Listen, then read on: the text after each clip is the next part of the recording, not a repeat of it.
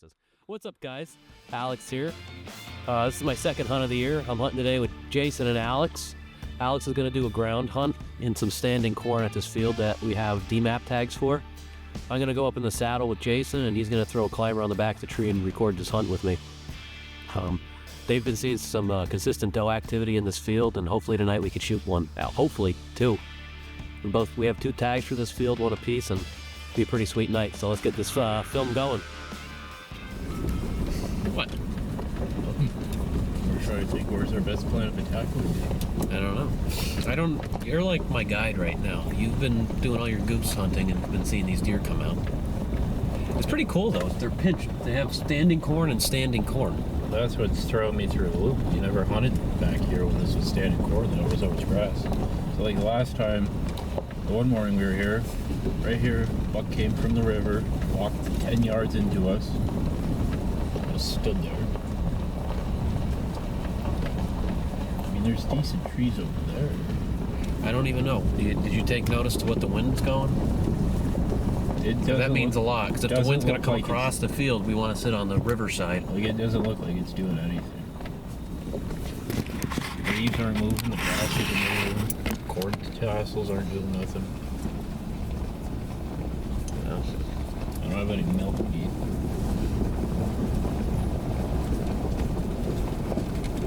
So, I mean, I'm sure if we sat right on that corn, it'd probably be pretty money, to be honest with you. Do I have to get fully off the road? Or could I? No. So, then I'll just tuck the truck right over here. I guess on this side? Is that too big of a ditch? I wouldn't go in that ditch. Huh? I said I wouldn't go into it. You have enough room if there is a vehicle, but there shouldn't be. Alright. No, those are heavy deer trail right here. I'm not going to block that in. There's deer trails all over this place. It's not even funny. Because I know they got to be coming out down there. I just don't know where we would set. Well, the change of plan is going to be then, we're going to get inside the standing corn, and we're going to try to shoot a deer off the ground through the standing corn, which, I mean, it's pretty probable. If we can get close enough where they could come in. I mean, I'd rather take a close shot than a long field shot. I don't really like long field shots. I like up and close personal. They're gonna come out of that trail. Never not seen a deer come out. So, dude, that's going to be cool. Here, show the camera what we're working with. It's already recording. Alright, guys. You might think we're doing a little road hunting, but we're not. Promise you.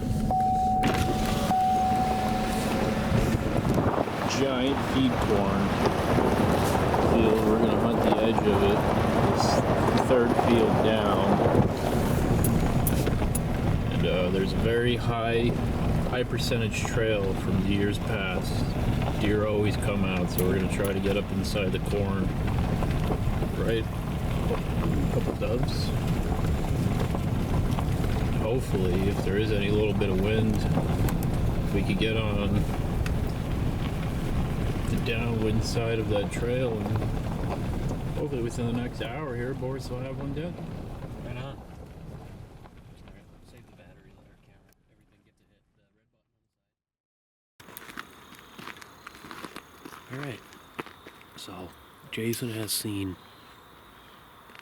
he calls it the number 7 spot. So Jason's here quite a bit. He's a big goose hunter, and a lot of the times when he's goose hunting, he sees a lot of deer coming out of a heavy trail by this number 7. So him and I are going to try to get into the standing corn near that heavy trail.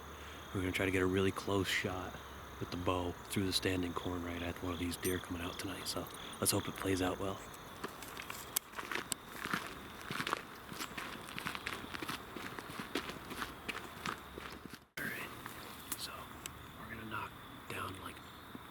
Stalks here, like about 5 yards in. You can see there's some hoofs coming right the heck in here, and that number 7 is about 30 yards.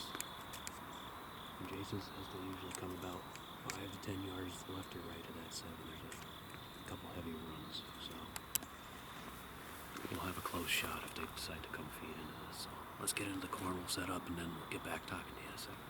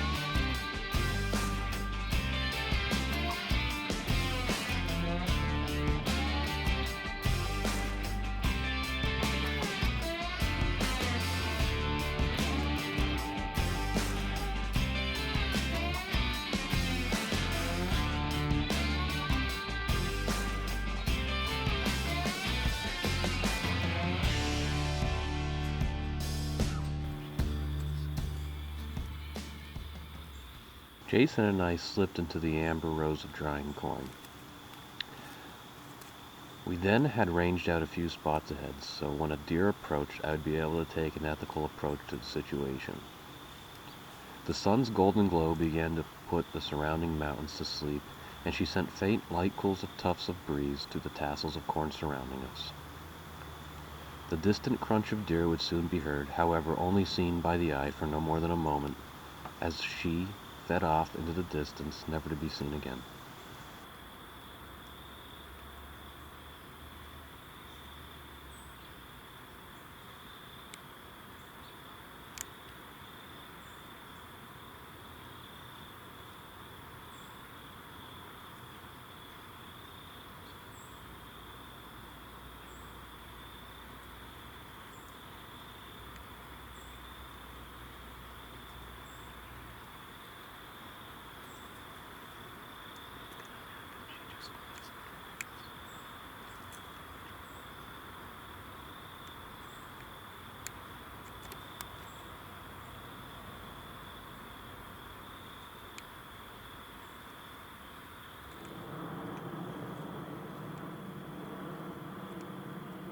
Legal shooting light would end for the day, and we would make our way back to the pickup truck, pick up Alex at the end of the field.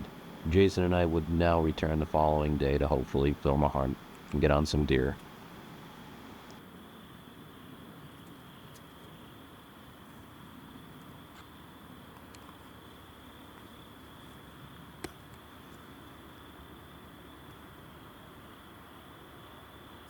Second day, same field. On our right in, there was a doe standing on the road. It's a little bit later than we got here yesterday. This time we're getting in the saddle, we're getting in the platform, and we're going to shoot one. So we're going to sneak around this bend, just glass the field, quick, make sure there's no deer. We're going to scurry up a tree, get set up, and hopefully shoot a doe before it's dark.